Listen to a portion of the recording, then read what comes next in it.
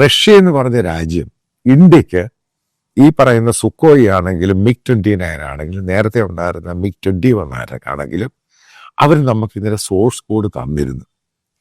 France ഇന്ന് വരെ, അതായത് മിറാഷ് 2000 ആണെങ്കിലും അതേപോലെ തന്നെ ജഗ്വാർ ആണെങ്കിലും അവരിപ്പോൾ തരുന്ന റഫേൽ ആണെങ്കിലും അതിൻ്റെ ഒന്നും അവർ സോഴ്സ് കോഡ് നമ്മൾക്ക് തരില്ല.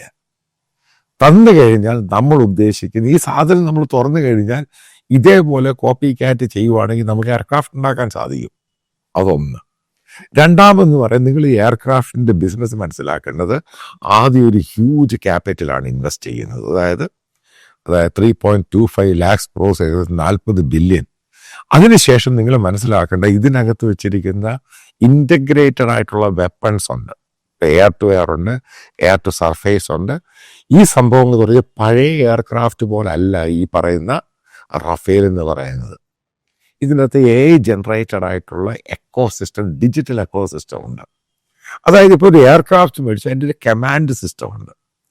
ആ കമാൻഡ് സിസ്റ്റത്തിനകത്ത് ഡിജിറ്റൽ എക്കോസിസ്റ്റം എസ്റ്റാബ്ലിഷ് ചെയ്യാൻ ഈ റഫേലുമായി അതിനെപ്പറ്റി പറയുന്നൊരു പല ഡിഫൻസ് വീക്കിലിക്ക് അത് എഴുതിയിരിക്കുന്നത്, അത് പഠിച്ചെടുക്കാനോ അത് ശരിയാക്കിയെടുക്കാനോ ഒക്കെ, അതായത് തറവിലി മനസ്സിലാക്കാൻ വേണ്ടി ഏകദേശം 10 വർഷം എടുക്കും.